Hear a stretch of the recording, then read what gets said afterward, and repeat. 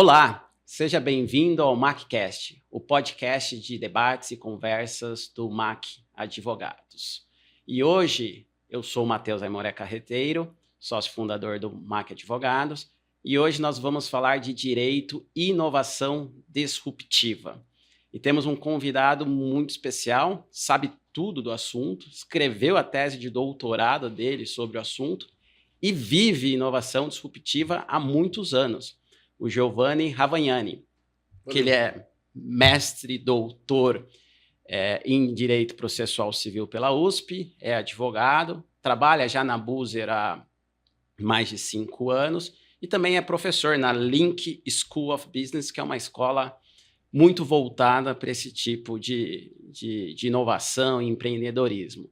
E hoje teremos a oportunidade aqui de conhecer um pouquinho mais da história dele e ter boas conversas. Muito obrigado pela presença, Giovanni. Obrigado, cara. Bom te ver aqui também, não só no Ibirapuera correndo. Não, com certeza. A gente tem uma parte, né, antes da gente falar do assunto um pouco mais sério, já tivemos professor de ciclismo, Total. O mesmo professor, encontrávamos correndo no Ibirapuera. Ou na ciclovia. Na ciclovia, já te conheço há muitos anos. Faz uns 15 anos, cara. E você começou a vida muito mais em meio resolução de conflitos, arbitragem, né? Principalmente no Mackenzie, lá no começo, como... Nos moods de arbitragem. Nos moods de arbitragem. E em algum momento você falou, pô, eu quero mudar de vida. E como que foi isso? Me conta um pouco aí, então, dessa parte. Eu vim do interior, né, pra cá. Vim pra fazer direito, vim de Sorocaba pra cá. E, pô, lá só tinha uma opção de carreira, né? Fazer concurso público. E, putz, não era muito a minha pegada querer fazer concurso público. Então, desde o começo, eu fui trabalhar a única forma de advocacia que eu conhecia, que era escritório de advocacia. Perfeito. E lá em Sorocaba, pô, sei lá, tinha a plaquinha do advogado, né? Faço previdenciário, trabalhista, comercial, contratos. Aí, quando eu vim para cá, descobri que a advocacia era diferente, que você não ia ter só o cliente pessoa física. Tipo, eu comecei a deixar de ser moleque e começar a ser adulto e vi que a vida era diferente. Então, desde o primeiro semestre da faculdade, eu comecei a trabalhar em escritório de advocacia. Trabalhei no escritório do professor Cândido, com resolução de conflitos, meio que porque tipo, era só aquilo que eu sabia que existia. Advocacia tradicional, né? Fórum, despacho, juiz, aquelas coisas que as pessoas são mais acostumadas a ouvir e ver, né? Mas o que me pegou, eu acho que na carreira lá, e que é o que me dá prazer hoje, é que, putz, o contenciosão raiz, ele te dá a oportunidade de você ter todo dia um problema diferente, né? Exato. Então, tipo, sei lá, eu tô cuidando de negócio de locação, amanhã eu tô fazendo o distrato de uma joint venture no judiciário, depois eu tô discutindo o edital de licitação de um porto. Então, acho que esse dinamismo foi o que me deu tesão. Acho que a palavra certa é tesão em querer ser advogado. Assim, eu tento não ser processualista, mas Piero Calamandrei, naquele livrinho lá, Eles os Juízes Vistos por Nós os Advogados, tem uma frase que fala: o advogado vive 1000 vidas em uma só. Exato. Talvez a gente não viva a nossa em detrimento da vida dos clientes, mas você tem a oportunidade de viver 1000 vezes a mesma vida. E acho que conforme eu fui me tornando mais sênior, eu fui sentindo que, putz, a carreira do advogado era menos jurídica, meter a mão na massa, e cada vez mais com pace mais devagar. E eu comecei a ficar insatisfeito, assim, tipo... E posso falar de arbitragem mesmo, assim. Para mim, foi muito difícil virar a chave de, sei lá, eu tinha 200 processos judiciais e virar a chave para ter só 5 arbitragens. Eu sofria com... Eu tenho 40 dias para fazer um prazo. Eu falei, eu quero fazer agora ou quero deixar para os últimos 5 para ter emoção, entendeu? Então existia uma adrenalina, tipo, eu quero resolver muitos problemas, assim, eu quero resolver um problema hoje, amanhã outro, e isso te encantava no começo? Demais, assim. Eu acho que eu me encanta hoje, assim. Então, sei lá, na arbitragem, tinha uma cautelar pré-arbitral. Esse era o meu momento, entendeu? De brilhar, virar à noite, fazer um negócio correndo, conseguir eliminar, sair correndo... Sem monotonia. Assim, acho que são coisas que a gente vai descobrindo também na carreira. Eu descobri que talvez, como advogado, a escrita não seja uma melhor skill. Só que quando você tá lá carregando o piano na base da pirâmide, pô, você vai ter que escrever o grosso das peças. Exato. Então talvez tivesse uma incompatibilidade de, tipo, no começo foi legal, e aí conforme eu fui mais precisando ser mais técnico no ponto de vista técnico de escrita, eu fui perdendo interesse. E eu vi que alguns amigos tinham feito movimentos curiosos. Caras que você devia convidar para vir aqui, tipo o Gui Sanches, o Ricardo. São caras que trabalhavam com arbitragem, contencioso, Sim. e tinham saído para ir para o Facebook, para ir para o Google. Eu falei, cara, se esses caras caras que eu admiro estão fazendo esse movimento, talvez tenha alguma coisa lá, né? Legal. E eu tinha para mim, eu não sei se para você tinha esse preconceito, mas eu tinha preconceito para mim, um advogado de empresa era o cara que ia ler planilha do Excel e não entender o que era contingenciamento, entendeu? Só ficava vendo, vou ter que provisionar e ele vai avisar o contabilidade de quanto ele vai ter que pagar se ele perder aqueles casos. E esse tópico que você tocou é bem interessante, né? Que eu acho que existia, e talvez existam ainda, pessoas com um certo preconceito que entendam ou que achem que advogado externo... Não tem técnica. Ou interno, né? Advogado assim, interno não é um cara de técnica. E na realidade é mentira isso, né? Porque o advogado interno... Talvez até seja verdade em alguns lugares. Isso, o bom advogado interno, o cara olha o problema do começo ao fim, ele precisa entender toda a estrutura, ele precisa entender o business. É isso, eu tenho só um cliente. Então é mais fácil eu me jogar dentro do cliente, porque eu só tenho um cliente. Você tem lá no escritório só portfólio com 60, 50 clientes, com problemas diferentes, com modelos de negócio diferentes. Tem um cliente só, eu moro dentro do cliente, então é mais fácil de ficar super técnico nesse modelo de negócio, nesse cliente. E aí, cara, foi meio que assim, tipo, eu acho que é uma coisa que a gente falou de soft skills, de carreira, eu nunca arrumei um trampo na minha vida que não fosse indicação de algum amigo. Perfeito. E aí eu chorei tanto, falei, porra, não tô feliz aqui, não tô curtindo, queria fazer uma coisa diferente. Aí um amigo falou, cara, acho que tem uma vaga na 99 que tem o teu perfil. Aí eu apliquei, conversei com umas 3, 4 pessoas, em uma semana e deu certo. E meio que foi assim, tipo, não sei o que me espera nessa mudança de carreira. E muito legal. Eu acho que o que a gente falou aqui, né, a união, normalmente quando precisa do advogado externo com o advogado interno, o trabalho flui e funciona melhor quando existe uma sinergia. Quando o advogado interno fala, pô, eu conheço esse business muito melhor do que você, eu tô aqui todo dia. Para você vir me emprestar a tua técnica nesse ponto que eu não tenho. E você viveu isso no escritório de advocacia e passou para a empresa, começou na 99. Me conta um pouco como que foi esse primeiro momento. É curioso, porque talvez a cadeira que eu fui para 99 é uma cadeira que talvez não exista tanto no mercado, porque eu estava lá numa época em que a 99 tinha acabado de levantar uma grana na série C de investimento e estava com dinheiro suficiente para poder brigar no mercado com a Uber. E a gente não tinha paridade tinha toda a discussão se o 99 era proibido, 99 e Uber eram proibidos, legais, tinha carro sendo apreendido. E a Uber, como começou antes, tinha decisões judiciais na frente que faziam com que eles pudessem operar sem intercorrência regulatória e a gente não. Então, meu trabalho foi ali lapidar a estratégia para que, no curto espaço de tempo, a gente não tivesse nenhuma intercorrência e pudesse operar em todas as praças e, num segundo momento, poder ganhar a briga da legalidade. Então, eu fui por muito tempo ali, 1 ano e meio, fiquei 3 anos e pouquinho lá. No primeiro momento, eu fui um super especialista em estratégia de contencioso regulatório. Que, porra, era exatamente o que eu gostava mais de fazer no escritório. Unindo o que você fazia bem no escritório com esse skill. Pensar no xadrez. Porra, para esse caso eu vou trazer esse Amici Curi. Para esse caso eu acho que talvez seja melhor contratar esse escritório. Vou entrar com ação em nome da associação X. Aqui eu vou oficiar a Defensoria Pública para ver se eles topam entrar na briga comigo. Então foi isso. A empresa conseguiu brigar tão bem com a Uber que ela foi vendida para um grupo chinês no final de 17 para 18. Perfeito. E aí a estratégia era... Aí, porra, meu trabalho mudou, porque eu deixei de ser com um problema regulatório um pouco mais morno, eu comecei a virar um jurídico tradicional de departamento jurídico. Tá. Mas tradicional com muitas aspas, né? Tipo, porque num mercado absolutamente... Mas tipo, o que se espera, assim? Se espera que, pô, o cara vai fazer de tudo um pouco. Eu comecei a fazer de tudo um pouco. Tá. Então, e que foi totalmente diferente, assim. E acho que eu estava acostumado a viver em escritório, as pessoas são meio que pré-moldadas no mesmo skin, todas, tipo, eu ia trabalhar no 99 as primeiras semanas exatamente como você está vestido. Camisa, calça social, sapato, o cabelo estava menos arrumado que o seu, tá? E acho que é uma coisa legal de dizer, porque, tipo, eu não conseguia me conectar com o meu cliente interno. Eu tava ali, o meu cliente estava na minha mesa do lado. Só que como eu ia fantasiado de advogado, o cara criava uma distância, porque ele não...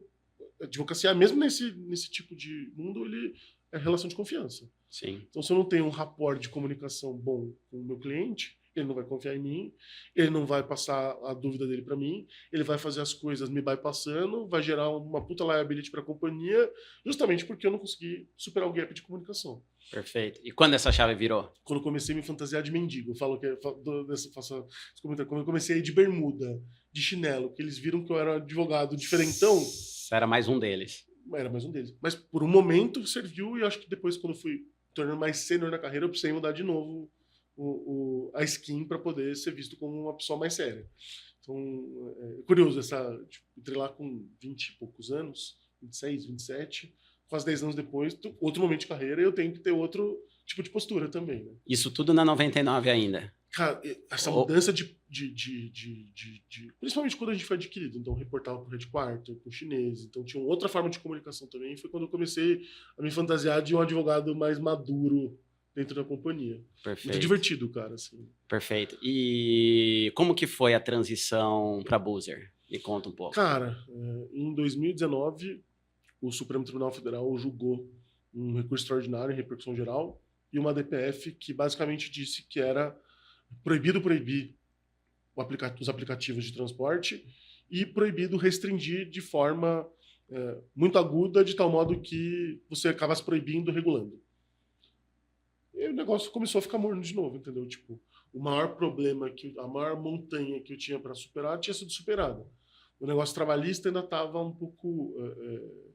Estava esquentando, assim. Eu tinha saído de lá, não tinha mais que 100 as reclamações trabalhistas de motorista. Hoje, tipo, as empresas do setor têm mais de mais de 100 mil, assim, eu chutaria que o setor tem. E, porra, para replicar a ideia que eu tinha, modelo de resolução de uma montanha regulatória por meio do contenciosão, a Boozer estava vendo o mesmo problema, né? Então, o que a Boozer faz? É uma plataforma de intermediação de viagens rodoviárias em regime de fretamento. Tipo, eu pego aquele... Eu costumo dar um exemplo. Minha mãe e minha avó frequentam uma igreja lá em Sorocaba. E tem uma senhorinha que é organizadora de viagens da paróquia. Então, ela organiza viagem para Aparecida do Norte, para Canção Nova, para Caldas Novas. E em cada viagem, ou ela faz a viagem dela ser de graça, sim, ou ela morde um fim em cima do que as velhinhas pagaram. Perfeito. O que a Boozer faz é exatamente isso. Só que a gente tem uma plataforma que faz com que a dona Sueli faz uma viagem por mês, a gente consegue fazer dezenas de milhares de viagens por semana.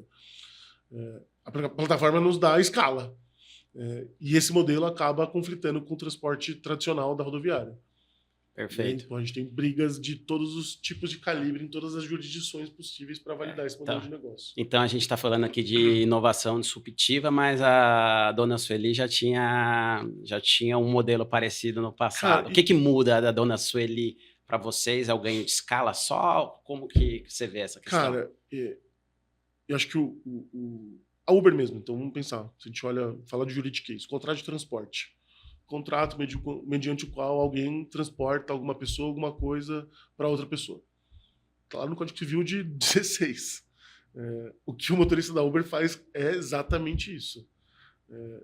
Quando teve uma plataforma que conseguiu broadcast isso na escala, aí você começou a ter o problema com os agentes incumbentes. Então você tem sempre o mercado que tem, na teoria da inovação disruptiva, você tem o agente incumbente, então vem sempre uma forma de fazer um negócio diferente, com muita velocidade, com muita atração, seja mudando o modelo de negócios, seja fazendo o mesmo modelo de negócio de uma forma diferente, de tal modo que incomode o agente incumbente. E aí você começa a ter o choque os atritos. Perfeito. Mas assim, rigorosamente, eu acho que nosso modelo de negócio já foi regulado há milhões de anos, nunca deu problema, ninguém reclamava. A CVC. Você pode contratar um transfer de ônibus na CVC, ou você pode contratar um pacote de viagem. A CVC é companhia aberta, que presta conta para a CVM, para a B3, com governança super rigorosa, e faz exatamente o que a gente faz. Acho que o quanto você faz e a forma como você se posiciona no mercado que é o que talvez deu o choque com a gente incumbente. E daí a minha pergunta é o que na realidade o direito, o que o direito precisa fazer para acompanhar essas inovações? Eu sei que você abordou esse tema na sua tese de doutorado e você está falando aqui, poxa, isso já existia antes, a gente consegue fazer de um jeito melhor, a gente resolve o problema de mais pessoas do que a dona Sueli resolvia antes. Como que o direito faz para acompanhar essa inovação? O direito nunca vai estar na frente, né? Ele sempre vai estar atrás. Eu penso que o processo legislativo de qualquer tipo de situação é lento, demorado, ou depende de um cutucão político para poder andar. Então a gente está falando aqui nesse momento, teve lá o vídeo do Felca de adultização e de um dia para o outro andou uma regulação sobre uso das redes para menores de idade. Perfeito. O que eu acho que o ente regulador deveria fazer e não faz. E é a forma pela qual eu acho que o direito melhor conseguiria endereçar a inovação. É você ter um processo, isso está em lei, tá? Na lei de liberdade econômica e na lei das agências reguladoras. Ou de você fazer uma avaliação de resultado regulatório, então eu vou fazer um estudo com dados econométricos para saber se aquela regulação que foi criada tinha uma finalidade. Eu vou buscar dados no setor econômico para saber se aquela finalidade pretendida pela regulação foi atingida. Porque se ela não foi, não faz sentido ela existir, então ela precisa ser trocada. Então, chama avaliação de resultado regulatório. E uma análise de impacto regulatório é quando você quer criar uma regulação nova e você projeta para o futuro quais seriam os impactos daquela lei, daquele assunto, daquela criação regulamentar que você está criando. Então, isso pode ser feito tanto nas comissões no legislativo, tanto municipal, executivo, municipal, estadual ou federal, ou pelas próprias agências. Eu acho que é a forma mais eficiente de você conseguir entregar uma regulação responsiva à realidade. Que atenda o que está acontecendo no mundo real. Então, por exemplo, a SUSEP. Hoje você tem as seguradoras digitais. A própria Caixa tem uma, que me fugiu o nome, mas tem a Peer. Elas foram criadas num ambiente que chama sandbox regulatório. Então, a SUSEP criou, sandbox de caixa de areia. Então, assim, vamos deixar as crianças brincando aqui, vamos testar dentro de um ambiente fechado, ver quais vão ser os impactos dessa regulação experimental que a gente está fazendo. As empresas se habilitam, trabalham naquele cercadinho e depois do resultado da experiência, você transporta numa regulação final. Legal. São formas de fazer isso com menos impacto. Na prática, o processo político vai tomar conta do processo regulatório. Então, é porrada mesmo. Não vejo como... E na prática, a aceitação do mercado de um produto, como foi a Uber, como foi a iFood, quando o poder público pensou em regulamentar, já era uma realidade intransponível que não podia ser tirada das pessoas. E a pressão popular faz com que daí o direito seja obrigado político a avançar. Adora política, mas ele gosta de voto. Para ele poder ser político, ele tem que ter voto. Então, não tem como um cara ir contra a base dele se a base dele vai ficar muito puta se ele votar contra. Entendeu? Perfeito. Então, quando a Uber o projeto de lei que regulamentou a Uber em 99 foi para plenário na Câmara dos Deputados, depois do Senado, em 2018 para 2019, não tinha como ser diferente. Não tinha como. E aí a discussão deixou de ser o proibir, mas como eu vou regulamentar e garantir que tenha um serviço mais seguro, que tenha uma checagem de antecedentes criminais motoristas, que não vire uma putaria, como tem na Argentina, tem o modelo dos remisses, que são carro privado que eu posso pegar na rua qualquer um. Então, você fez com que as plataformas, beleza, você pode operar, mas você vai ter o ônus de fazer uma filtragem. Algum controle, uma filtragem, e vai me reportar quem está cadastrado, quem não está, quem entra, quem sai. Você tem que aqui em São Paulo você tem relatórios de dados que você tem que mandar anonimizados de onde estão andando, de que jeito que estão andando, qual a origem de destino adequada. Então tem uma contrapartida que o ente privado tem, e eu acho que é uma boa forma de você construir a regulação. Mas sempre o direito vai estar atrás, cara. Perfeito. E eu acho que é onde nós, advogados, a gente consegue gerar valor. Beleza, até o momento de transição, como eu vou ganhar leverage suficiente para que a regulamentação mais adequada para o meu cliente possa existir. E o judiciário vira prato cheio para isso. E daí, naturalmente, o papel do advogado interno, como você, conhecendo muito bem o business, conhecendo muito bem o seu cliente interno, conhecendo muito bem a regulamentação, ajudar a empresa a navegar por mares antes nunca navegados. Certo? E não dizer não, né? Porque se eu disser não para tudo que me propõe, os caras vão fazer, não vão me avisar e talvez eu tenha que resolver um problema diferente. Então imagine que se a gente quiser lançar um produto de tipo um buzzer para barcos fluviais no norte do Brasil. Perfeito. O que eu preciso fazer para começar? Um barco, para botar, eu não vou ter meus barcos próprios, vão ser barcos de terceiros. Eu preciso exigir um seguro desse cara. Esse cara é um autorizatário do poder público, ele é um permissionário, ele é um concessionário, ele pode subcontratar a venda, ele tem uma obrigação de fazer a bilhetagem pelo sistema oficial que o governo indicar. Então você vai construindo tudo isso daí e aí, pessoal, vamos fazer encontramos uma regulação do estado do Tocantins que talvez seja mais flexível para a iniciativa privada para poder operar os rios.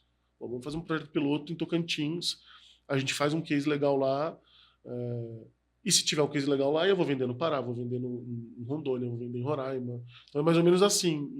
Tipo, o cara vem com a ideia, eu tento envelopar a ideia com o menos risco possível de um jeito que eu não atrapalhe o negócio. Se eu atrapalhar, vamos tirar e vamos colocar alguém que vai dizer sim. Legal. É divertido esse processo criativo. E esse é exatamente o ponto que eu queria chegar. Em empresas como a Buzzer, né? E aí fala um pouco depois o momento, né? Como que você vê o momento regulatório, o que vocês já passaram, o que você acha que ainda pode mudar. Encaixa isso com o papel do advogado, né? Como você acabou de mostrar aí, não sei se é um spoiler ou não. Não é. Eu falei justamente do setor porque não tem nada. Mas é uma ideia que pode surgir, né? Vocês estão ali, o time deve estar todo dia pensando novas linhas de receita, todo dia. E resolver problema das pessoas. Existe um problema, não é... Né? Quando a Buzzer entrou no mercado de ônibus, existe um problema real. Total. Né? Existe ainda. Então, assim, como que funciona isso sob o ponto de vista do negócio e o ponto de vista do jurídico ali, de mãos dadas para ajudar nessa parte? Essa ideia do barco eu vi no Shark Tank em 2016, cara. Tem uma empresa chamada Embarcar, veio de um projeto social de uma ONG em Santarém que chama Saúde e Alegria. Não, fica em Alter do Chão. Super legal. Perfeito. Lá é 100% offline a compra e venda de passagem não tem uma base integrada, então não sei como tá o negócio, se parou, se funcionou, mas tipo, vem de lá a ideia. Mas, cara, assim, quando a gente pensa no modelo, em que momento a gente tá?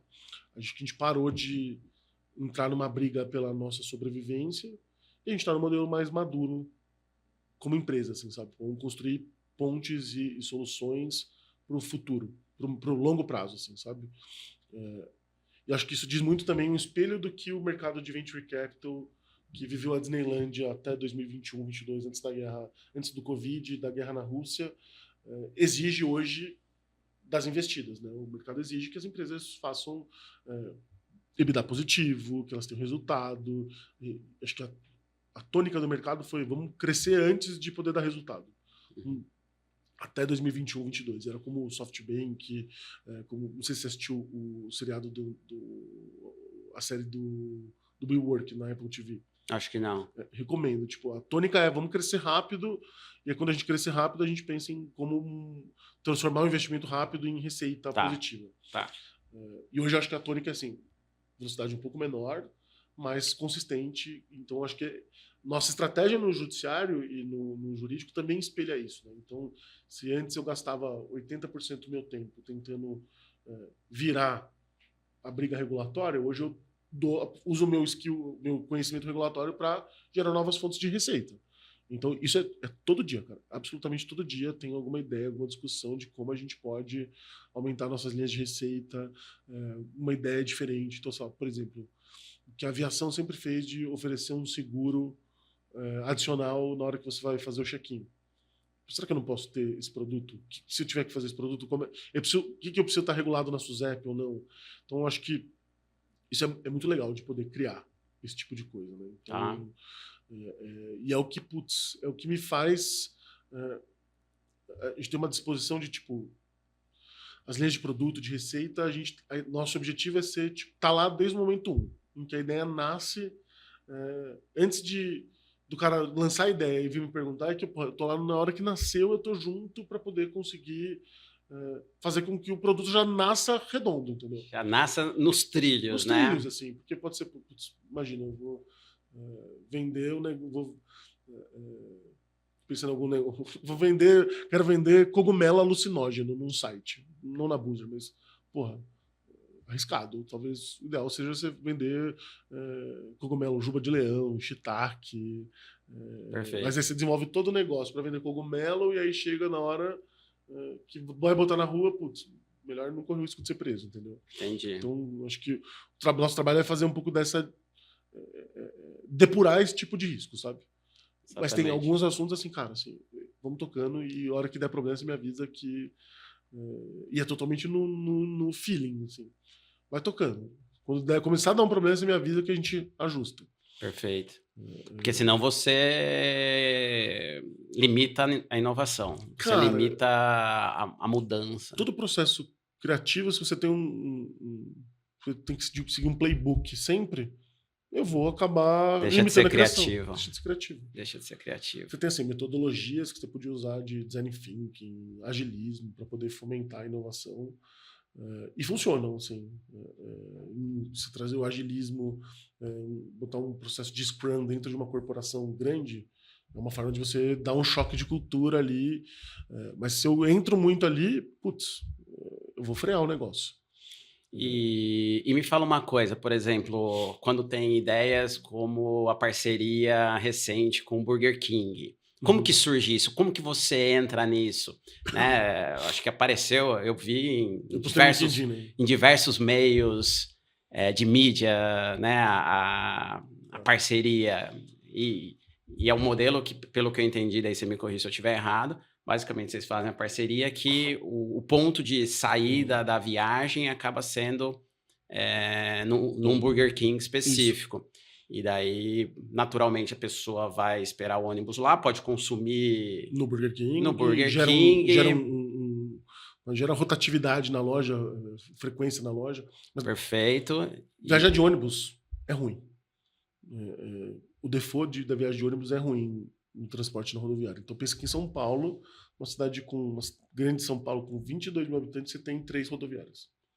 3 lugares onde podem sair ônibus. Uma na Zona Sul, e praticamente 2 na Zona Oeste, porque ali o Tietê está no comecinho de Santana, da Zona Norte, mas está muito perto da Barra Funda ali. Você gasta mais tempo para chegar na rodoviária do que na sua viagem algumas vezes. E eu acho que o nosso modelo de negócio ele funciona sob demanda. Então a gente consegue absorver da pesquisa da nossa plataforma, de dados públicos, onde está a demanda para certas viagens. Então, com base nisso, a gente, em vez de ter pontos fixos de embarque e desembarque, a demanda ajuda a escolher pontos espalhados pela cidade. Perfeito. Então, a gente tem mais de 50 pontos de embarque e desembarque com recorrência que costumam dar viagens, entendeu? E aí, em São Paulo, a gente usa ou vagas públicas de embarque e desembarque de fretamento ou lugares privados. E aí, putz, acho que um dos problemas de você embarcar em vagas públicas é que muitas vezes a segurança pública é um problema do Brasil, né? Sim. Então, a gente tenta ter proximidade com a iniciativa privada que seja tipo um ganha-ganha, como foi no Burger King. E essa parceria aconteceu assim, tipo, eu tinha um amigo que trabalhava no BK, o BK é da Zamp, sim, que é uma empresa que tem várias marcas aqui. E ele saiu do BK para trabalhar no Starbucks, que é do mesmo grupo hoje, depois da RJ. A Zamp licenciou, não sei qual foi a operação, mas pegou para si o direito de operar o Starbucks no Brasil. E ele falou, cara, estou estudando o mercado rodoviário. O mercado aeroviário funciona muito bem em Starbucks, quero saber como é que funciona no rodoviário. E aí botei ele em contato com o pessoal do marketing, o pessoal que cuida de infraestrutura, pontos de embarque e desembarque. E do Burger King, do Starbucks evoluiu para o Burger King, que tem uma capilaridade bem mais... Acho que tem um fit de consumidores muito mais próximo do que talvez teria com o Starbucks. Tem um ticket médio mais alto, que tem então, um padrão de consumo de passagem, não só de você ficar lá sentado esperando. Perfeito. E, cara, e a gente tem procurado inúmeras outras parcerias desse jeito, assim. A gente fez uma parceria recente com o Inhotim, com Hop Hari, com Beto Carreiro, que são mercados que a gente não pensava em fazer e hoje, pô, esses grandes aparelhos de lazer têm nos procurado para ser parceiros também. E tudo isso surge com base em boca a boca ou tem dados? Tem uma área específica, tem dados, então sei lá, a pessoa pesquisa Olímpia, São Paulo. Eu sei que se ela está indo para Olímpia, muito provavelmente é para ir para os parques aquáticos lá de Olímpia. Perfeito. E aí a gente consegue traduzir isso com dados para poder transformar os dados em um produto, em um projeto palpável. Então o Burger King tem várias lojas. A gente está olhando as lojas deles, cruzando onde tem a demanda pedindo viagem, e porque o nosso modelo ele funciona sob demanda, né? Então eu não tenho recorrência, não sei o que criou a linha, não sei o que criou a viagem, que criou a rota. Eu vejo onde tem demanda, o usuário sugere aquela viagem, e se tiver demanda suficiente para aquela viagem acontecer, eu dou match com uma empresa de ônibus, de fretamento, autorizada pelo poder público, para fazer aquela viagem. Então, a localidade de onde vai sair a viagem ajuda a converter a sugestão de viagem em demanda. Perfeito. É legal. Então surge efetivamente de uma dor real Total. consumidora ali, que precisa se locomover e existe uma quantidade... Cara, eu há anos não vou para Sorocaba de ônibus, porque para eu sair daqui e ir para Barra Funda, eu vou gastar o tempo de viagem daqui. A gente está na zona sul de São Paulo, no Itaim, Moema. Vou gastar o tempo para ir para Barra Funda, o tempo que eu pego o carro e vou para Sorocaba. Em alguns momentos a gente teve demanda suficiente para ter embarques aqui na Berrini. Foi quando as vezes que eu fui de ônibus para Sorocaba. Perfeito. Só que, como é por demanda, sazonalidade, hoje a gente está sem esse tipo de viagem. Então, cara, é legal de ver isso. Tipo, parece meio etéreo a gente falar de dados, mas é o que acontece na vida real. Mudança real de acordo com necessidade concreta. E daí deixa eu te perguntar uma coisa, né? Você tem a possibilidade de trabalhar numa empresa que é inovadora, né? Uhum. E você veio, né? Acabou de explicar aí que brilha seu olho e resolveu o problema que começou, né? Nos meios tradicionais do direito. E eu sei que você acaba, né? Você dá aula também sobre o assunto. E eu acho que a realidade de quem estuda direito hoje, e até de empreendedores de um modo geral, já é muito diferente da época que a gente estudou, né? Aquele estudo muito mais tradicional. Como que você vê essa possibilidade das pessoas já, né, serem educadas com essa nova mentalidade e como isso impacta no direito? Que é é tradicional, né, o direito. O próprio processo pedagógico, se ele usar a metodologia que tinha na nossa época, cara, a gente não consegue competir com o celular. Não consegue. Não consegue.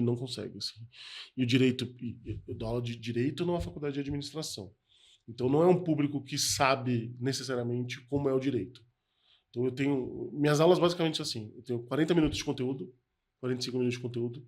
Então eu vou falar de contrato de locação. Gente, eu quero 40 minutos, 45 minutos. Vou lá, explico o que é o contrato de locação, dou vários exemplos. E aí sempre, a segunda são 2 horas de aula, geralmente. Né? Então a segunda metade da aula eu levo cases práticos para eles discutirem e a gente sempre faz dinâmicas em cima de cases práticos. Então, semana passada eu expliquei que eram contratos. Perfeito. Fui, tipo, peguei lá 2 contratos do Código Civil e passei em 45 minutos. O que é multa, o que é prazo, rescisão, que é capacidade, quem pode contratar, quem não pode contratar. Dá uma base teórica inicial para também não ficar super etéreo. E com um espaço de tempo curto, porque principalmente essa geração ela não tem não foi treinada a ter a capacidade de se concentrar por horas a fio. Tipo, assistir, sei lá, uma aula magna na Sanfran de 8 horas da... Direito romano. Direito romano. Então, você tem a competição... É a competição que a Globo tem com as telas, com o celular, com WhatsApp. Você está competindo com esses caras. Então, se eu não tiver uma metodologia pedagógica diferente, ativa, eu vou perder. E aí eu não vou conseguir fazer com que o cara absorva o conteúdo. E aí, na segunda parte, nessa aula de contratos, a gente pegou lá 4 exemplos de contratos midiáticos que deram errado. Então, sei lá, o Luva de Pedreiro com os empresários dele. Sim. Tinha lá era uma luva de pedreiro, o contrato do Corinthians com alguma coisa de bet que foi rescindido. Então pega esses Sim. casos, geralmente eles discutem 20 minutos ali, faz um intervalo, discutem 20 minutos entre eles e vem apresentar na sala para discutir o case em aberto e a gente vai traçando as questões contratuais ali na discussão. Então, acho que também tem um processo de inovação na forma de ser professor. Exato. E eu acho assim, mesmo para a faculdade de Direito, cara, se você não trouxer a experiência prática, não tem como você ensinar mais, cara. E a gente vê isso no dia a dia com o cliente, quando a gente faz uma parte que eu gosto muito de fazer, treinamentos in-house, né? Você vai dentro do cliente, você ouve as reais dores deles, né? Você entende melhor o negócio do cliente. Daí, quando você faz treinamento, se você não leva, fala assim, ó, nesse caso deu esse problema por causa disso. E se você não leva... a gente não tem o case law do direito americano para ficar discutindo um julgado tal. Precedente de verdade, né? Mas você tem casos concretos que você tem julgados, né, em cima daquilo. Então você consegue... E é bem na linha do que você está falando. Se você não mostrar exemplos práticos daquilo que você acabou de mostrar, parece que o conhecimento não fica, né? Não fica. E você não tem a atenção da pessoa e, por consequência, o conhecimento não fica. Da faculdade, cara, pra mim, uma das aulas que eu mais gostava era o TUT. Que toda aula era uma aula magna. Então ele passava o conteúdo, você podia até não ter... ele exigia profundidade, mas você podia não ter a profundidade naquele tema e você conseguia acompanhar com as histórias que ele contava. Às vezes dava uma viajada, mas tipo... e acho que na economia da atenção, cara, esse tipo de modelo funciona. Tipo, a aula do Flávio, do Yarcho. Cara, super técnica. E acho que foi uma das melhores aulas que eu já tive na vida. Mas se eu dou uma pescada, assim, perdi o fio da meada e até eu voltar. Mas assim, a forma como ele descreve, para públicos qualificados, funciona muito bem. Mas para públicos que eu tenho... É tipo funil de venda, né? Se eu tenho o lead qualificado aqui dentro do pós-graduação, numa matéria específica, sobre arbitragem societária, certamente a atenção... Eu posso ser muito específico e técnico. Mas se eu estou ali no funilzão de venda...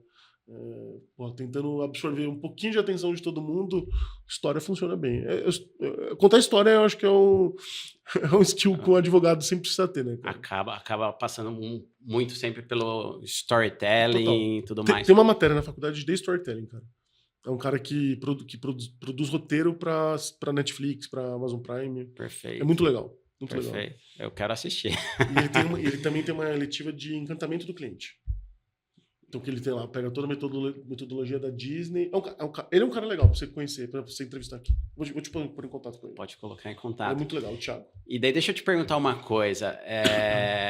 De tudo isso que a gente está falando, o mercado que você acompanha, eu sei que você acompanha porque você escreve artigos sobre isso e tem tudo a ver com o seu negócio, são as legal techs, né?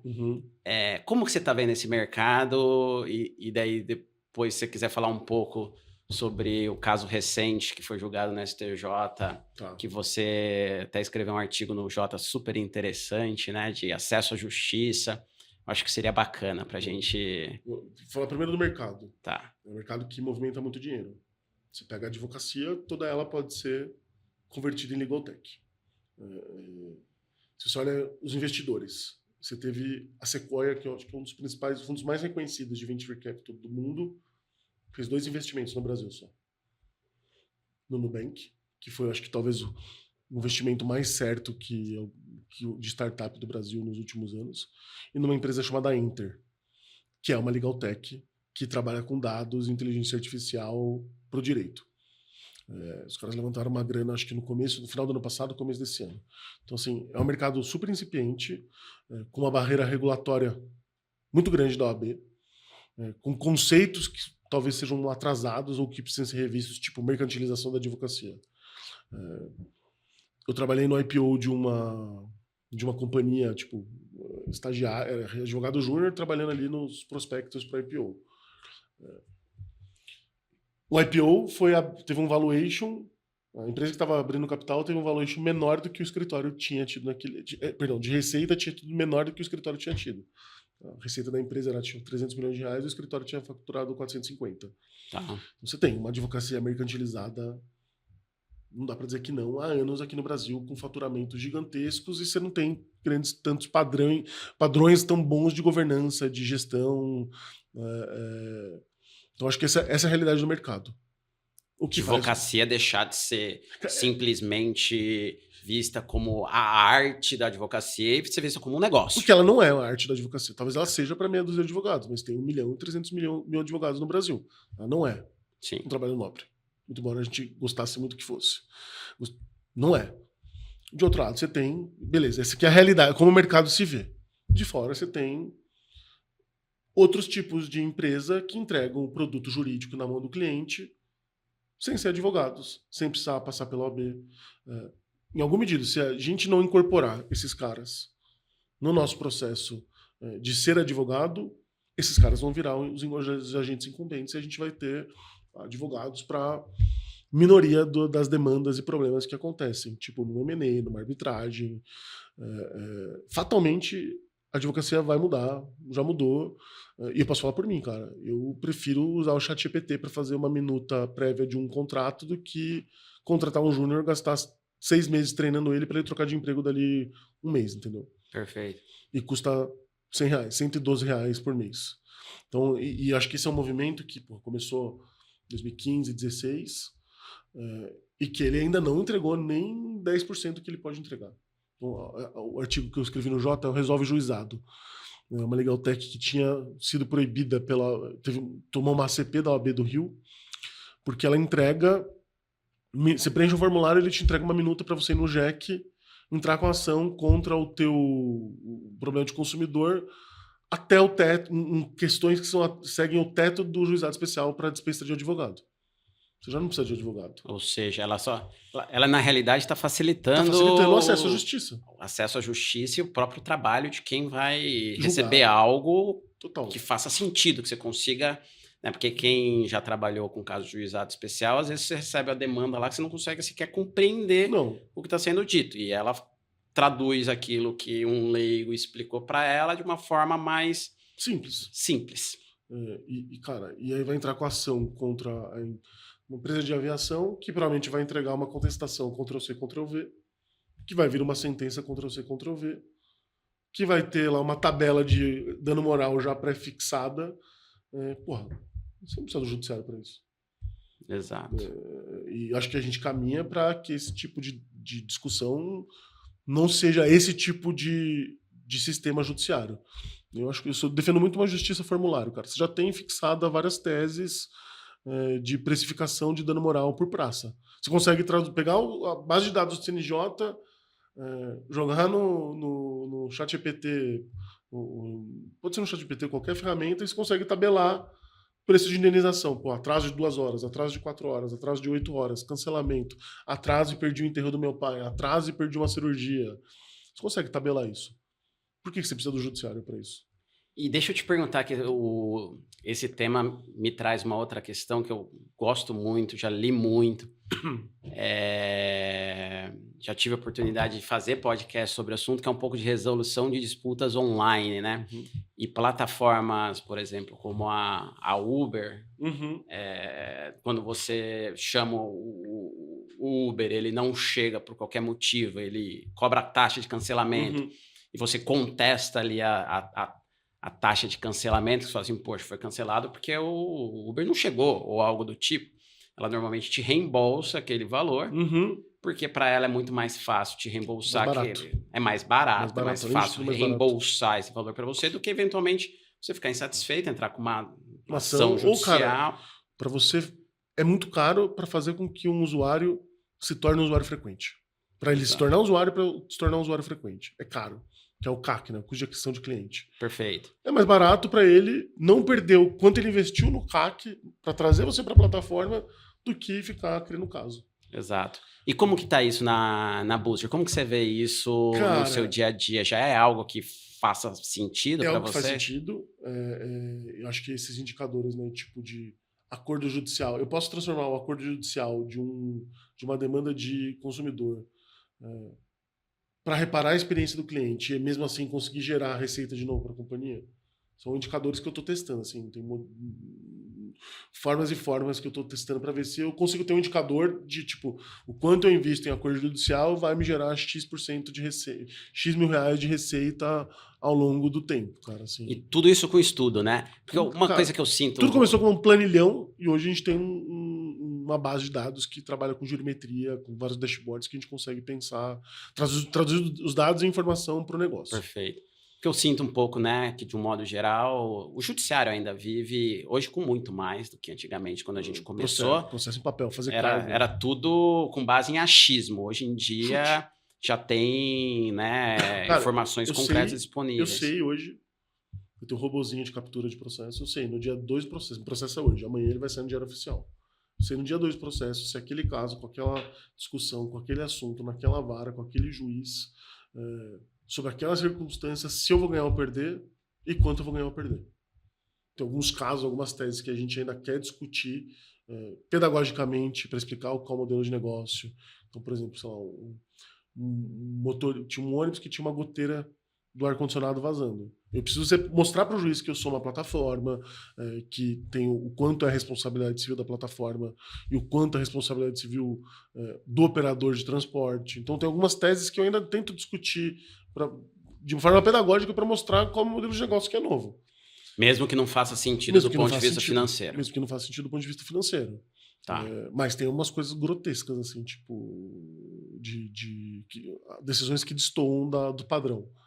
Tá. E aí, como que vocês agem? Cara, é difícil. Então, tem tribunais que a gente não recorre porque o valor de custa de condenação é mais alto do que o valor de custa de preparo é maior que o valor da condenação. Perfeito. Aí é uma decisão 100% econômica. Porque eu ponho na conta o quanto eu vou pagar para o escritório gerir o caso até o final dele, quanto eu vou pagar de custas e a chance de perder versus o quanto eu posso desembolsar agora.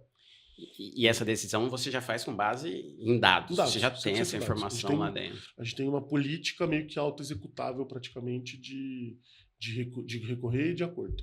E essa política vai sendo atualizada? Ela meio que se retroalimenta com os dados históricos do que a gente tem de caso. Perfeito. Então, todo dia tem sentença nova, uma ação nova, um pedido novo, uma condenação nova, uma sentença de improcedência nova. Isso vai para a base que vai recriando os padrões e as políticas que eu tenho meio que pré-autorizadas. Né? Tudo começou com uma planilha de Excel. Perfeito. Começa e vai aprimorando. E aí a pergunta que eu te faço, você que vive isso no dia a dia, o quanto existir, né, sempre aquela briga entre acesso à justiça, né, o quanto existir um juizado especial aumenta a litigiosidade no país, e como que você vê isso do ponto de vista do empreendedor? Cara, eu entendo, porque o juizado especial e o CDC foram criados no começo dos anos 90, após a gente ter vivido 25 anos no período de exceção, em que direitos foram sonegados, direitos das pessoas foram sonegados por conta do regime político. Então, é a Constituição que garante esses direitos para as pessoas, o acesso à justiça é um deles, e aí você vai cascateando esses direitos para o sistema. Então, você tinha uma demanda reprimida gigantesca de pessoas que não conseguiam acessar a justiça. Perfeito. A justiça como porta. Eu não acho que a justiça... A porta como prédio. Eu não acho que acessar a justiça é só isso. Né? De outro lado, você tem a geração massiva de advogados. O acesso à justiça, ele põe questões que facilitam a judicialização. Por exemplo, no juizado você não tem sucumbência, você não tem custas. O que faz com que você, hoje, gere uma assimetria de informação. Então, você está jogando truco. Eu tenho lá um copas, tenho um 2 e um ás na mão. Perfeito. Tô com a mão boa, mas eu não sei o que você tem na mão. Tô com uma mão boa para chamar truco. Chamo truco, você pede 6. Porque você tem o zap, tem 2 ás e tem um espada. Espada não, espada é o zap, mas tem uma mão melhor que a minha. Tá. O judiciário é isso, né? Só que nesse caso, eu apostei e vou perder. Eu tenho uma consequência comportamental de ter apostado na simetria de informação. Tá. Quando você vai apostar, você está apostando no JEC. Tá. Eu não sei. Quando você entra com o Jack, eu não sei se eu vou ganhar ou perder, eu não tenho noção. Você já estudou o Mark Galanter, o Repeat Player, o Grande Litigante? Então você tem lá. O Grande Litigante, ele até sabe se ele vai. Eu sei, tô falando pra você que eu sei, eu vou ganhar ou perder. Exato. O Repeat Player, ele não sabe. Então ele tá 100% apostando sem saber se ele vai ganhar ou perder. Se ele perder, ele não vai pagar nada. Então, só vai talvez perder um pouquinho de tempo, não vai pagar nenhum advogado, que esse tipo de caso geralmente é 30% do valor da condenação. Então, para ele faz sentido usar o sistema. E aí você não tem. Você tem um excesso de judicialização que decorre de uma falha sistêmica. De tipo, a porta está aberta. Essa era a intenção. E a gente optou quantidade em detrimento de qualidade. Então a gente vai. As políticas públicas de redução de judicialização que o CNJ estabeleceu são para reduzir quantidade e não qualidade de decisão. Os juízes são cobrados por quantidade de sentenças que eles produzem, por número. Então você vai ter um judiciário ruim em termos de qualidade, mas você vai ter um judiciário cada vez mais rápido e cada vez mais célere que consegue absorver mais demanda. E isso influencia. Tendo a jurimetria que você tem, influencia quando aparece para você lá uma reclamação, você já sabe, esse tipo de caso eu preciso resolver aqui antes de ir para o judiciário, porque eu já sei como vai ser. A gente não tem esse refinamento antes do judiciário, porque a gente não consegue... É curioso, o Brasil é tão litigioso, porque como eu poderia resolver o problema? Se o cara bate no meu atendimento ao cliente. Se ele gera pretensão resistida, né? Então ele bateu no atendimento ao cliente, avisou do problema... e a partir daquilo ali eu consigo endereçar o problema resolvendo ou não. Ou reparando, ou pagando uma indenização, ou dando cupom de desconto, ou devolvendo dinheiro, ou dando um voucher de alimentação, sei lá, qual for a forma de reparação que eu posso usar. Tá. Menos de 5% dos meus casos judiciais passam pelo atendimento ao cliente. Menos de 5%? A pessoa prefere ir direto no judiciário, ir direto para o juizado especial, do que eventualmente te mandar um e-mail, te mandar uma mensagem, falar, eu tive um problema aqui na minha viagem? Exatamente. De tão fácil que é o acesso à justiça? E tanto advogado que tem no mundo, né? Tem o IRDR em Minas, que está sendo aplicado, que ele obriga o consumidor a formar a pretensão resistida antes de entrar com a ação. Então tem muita ação que ele devolve para o suspende, manda o advogado contatar a empresa para fazer uma proposta de acordo, e se não dá, ele comprova nos autos e a ação continua. Pretensão resistida é um nome bonito. Técnico, para falar, poxa, deu um problema, fala comigo, né? Que é a primeira coisa que você esperaria... Talvez eu nem resistisse a sua pretensão. Não é? Talvez faça, pô, realmente, se aconteceu isso, tá aqui, vamos resolver. Talvez eu nem resistisse a sua pretensão. A boa e velha lead, né? Tipo, não sei, veio a lead judicialmente, eu nem sabia que ela existia. E ainda nessa linha, o quão numeroso, assim, em termos de, não número simples, mas percentual de viagem, o que vira... Cara, 0,00%. 0,00%. E mesmo assim, e ainda assim, o número de processo judicial, um número relevante. Que faz com que, naturalmente, tenha um custo substancial para a empresa. Mas eu acho que isso faz parte do custo. Quando eu olho para meus players, meus parceiros de segmento tecnologia e transporte, pô, tô feliz, porque a Uber, a carteira da Uber, a carteira da 99, a carteira do iFood, pô, tô bem perto desses caras. Perfeito. E perto de aérea, então... Nem se compara. Nem se compara. Se compara. Porque eu acho que a aérea você sofre mais, né, cara? Tipo, é um ticket médio mais alto, você porra, tem menos opções, você tem 3 opções três opções para viajar dentro do Brasil, doméstica. Sim. E, cara, qualquer probleminha na aérea, você perdeu um dia. Exato. Rodoviário, o ônibus tem, querendo ou não, você tem várias opções para poder viajar, exceto quando, tipo, mesmo se for uma viagem muito longa, você consegue ir pingando de várias cidades se chegar no ponto final, né? Mas a aérea é outro mundo. Legal. Outro mundo total. Não, e essa perspectiva é interessante, por isso que esses bate-papos são tão agregadores, assim. Às vezes são aquelas perguntas que a gente não tem a oportunidade de fazer no dia a dia, e ouvir isso de quem está ali vivendo isso, né, há tanto tempo já, traz uma visão. A gente tá bem de tempo? Posso jogar mais uma? Pode. Cara, tem o que eu acredito como porta de acesso à justiça, é uma coisa que eu vou começar... Estou estudando, agora que termino o doutorado, eu consigo... Você tem agentes financeiros que podem comprar o tempo das pessoas. O que a gente faz de Special Situations, a Jive, a Prisma, fazem há muito tempo com ticket médio gigante, dá para fazer com small caps. Então, uma ação trabalhista. O cara tem nome sujo, foi demitido, o único ativo que ele tem na vida dele talvez seja o direito de ação dele contra o antigo empregado por horas extras que ele não pagaram para ele. Tá bom. Eu posso vender esse direito de ação no dia 1, na fase de conhecimento? E eu acho que tem um mercado... porque, basicamente, pessoas físicas, microempresários, não podem suportar o tempo, às vezes, do processo, que vai demorar 3, 4 anos. Grandes corporações talvez possam. Agentes financeiros talvez possam. Então, será que se eu comprar o seu tempo, antecipar o teu crédito na saída, não é uma forma de equiparar a briga e entregar acesso à justiça de outra forma? Eu acho que sim. É uma reflexão interessante. Eu acho que sim. Tipo, se eu estivesse entrando no doutorado agora, talvez essa fosse a minha tese. Falar, tipo, formas criativas de entregar o acesso à justiça para o jurisdicionado.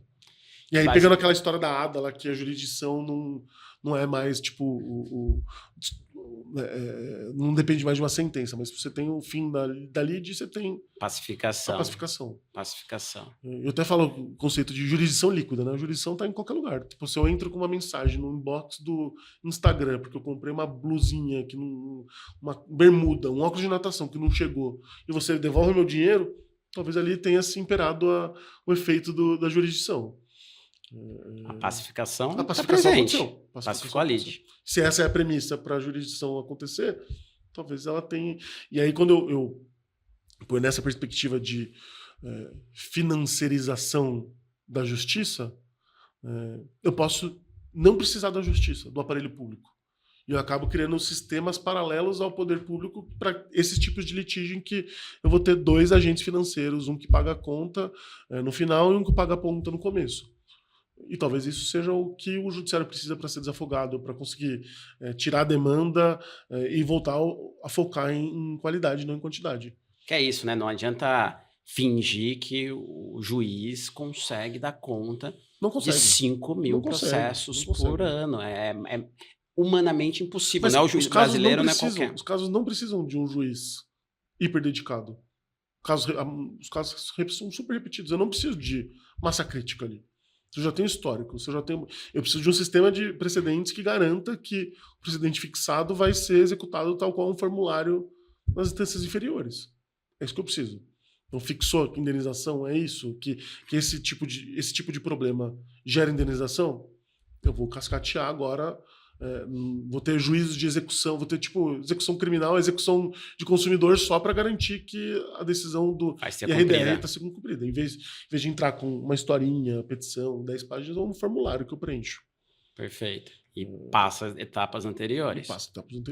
E como que você vê, falando um pouco, né, desses negócios e o mercado de startups, voltando aí um pouco, né, do seu mundo, né, que agora são empresas já 99, Pulsar, já são empresas de verdade, gigantescas, né? Mas e o mercado de startup com acesso à justiça e o nosso meio jurídico nessa parte de inovação, como que você vê? Cara, tem muito espaço. Não tem nada, cara. Nada. Tipo, você tem meia dúzia de escritório de... Eu falo que os escritórios de massa são tipo a Fórmula 1. Os caras vão lá, desenvolvem um motor elétrico, híbrido, e aí depois que tá muito bom, ele traz pro varejo no nosso carro que a gente compra aqui. Acho que a gente tá nesse momento em que vários escritórios desenvolveram tecnologias jogando pro varejo. Então, tipo, todos os escritórios quase têm a tua solução de inteligência artificial, que o JBM tinha, sei lá, 15 anos atrás. Ele chamava de machine learning, não de inteligência artificial. O Tozini, sei que também tem uma ferramenta proprietária muito boa de tecnologia, de inteligência artificial, de gestão do flow do processo interno, de fluxo de trabalho. Esses caras têm já um sistema... Se esses caras licenciassem para o judiciário o sistema deles, a gente já teria um judiciário 1000 vezes melhor. Então, eu acho que assim, tem um gap muito grande que tem muito espaço para empreender, para vender para as empresas esse tipo de solução. Perfeito. Tipo, o Reclame Aqui, cara. O Reclame Aqui, pra mim, hoje é uma legal tech. Tá. Ele é uma legal tech. Tipo, ele tem lá uma solução de acordo, um produto de acordo, de mediação de acordo, mas ele é uma legal tech. Ele podia ter um produto financeiro ali e fazer o controle do fluxo financeiro, do acordo pago entre o cliente e quem está reclamando. Ele não está fazendo. Alguém vai fazer. Alguém vai fazer por Alguém ele. vai fazer por ele. Então, e eu acho que as startups do ecossistema são as pessoas as empresas que vão ser os early adopters dessas soluções que o próprio ecossistema vai criar. Perfeito. E aí o ecossistema se retroalimenta, validando, não gostando, gostando. Então, tipo... E ajustando. E ajustando. Mas, assim, tem muito espaço, cara. Muito espaço, assim. Muito onde legal. eu quero estar daqui a alguns anos. Muito legal. Total. E já fica como cenas dos próximos capítulos. Vamos marcar um novo bate-papo, uma nova conversa para entrar especificamente sobre esse mercado de startups e direito. Mas essa parte de produto financeiro é o que o advogado do interior sempre fez. Tipo, doutor, preciso entrar com uso capião. Ah, putz, não vou fazer uso capião, vai demorar 20 anos para receber. Ah, doutor, 50% do terreno é teu. Pô, é uma forma diferente. Ou então, o cara... Financiamento de litígio. O que a Leste faz, o seu Zé, doutor Zé, lá de Sorocaba, faz há muitos anos. Comprava o crédito do cliente numa reintegração de posse, no uso capião. O cliente recebia, no final das contas, muito advogado do interior se aposentou com uns processos de precatório que o cara comprou no começo da carreira do cliente e recebeu no final uma bolada e se aposentou. No risco. No 100% no óbvio. risco. No cheiro, né? Exato. Eu acho que esse caso eu vou ganhar. Perfeito. O que a Leste faz, o que a Prisma faz, o que a Jive faz, o Dr. Mário Quintana fazia em Sorocaba há muitos anos, cara. E aí faz um paralelo, né, com tudo que você falou de inovação disruptiva, né? A gente começou falando lá, faz a ligação agora com esse final, que é você pegar algo que já era feito de uma forma rudimentar, por uma pessoa. Artesanal. Artesanal. E transformar isso em algo escalável, talvez. E tem que fazer antes da Prisma resolver fazer o Small Caps, porque em algum momento o BTG vai fazer também. Perfeito. Eles vão fazer, porque eles fazem muito bem. Tudo que eles fazem... Tipo, o BTG era um banco de investimento, hoje tem um banco de varejo, o BTG digital. Esses caras vão entrar, só que a gente é um boi de piranha que vai abrindo o mercado para esses caras. É legal, é divertido, tem espaço. Conversa foi muito boa, o tempo demais. Passou voando, muitas ideias boas. Eu te agradeço, cara, pelo convite. Foi divertido. Muito obrigado pela ter topado, muito obrigado por ter dividido tantas ideias instigantes e interessantes conosco, foi um prazer. O prazer foi meu, cara. Obrigado, meu, valeu. Você ouviu o MacCast, continue ligado nas nossas redes sociais para mais episódios. Obrigado.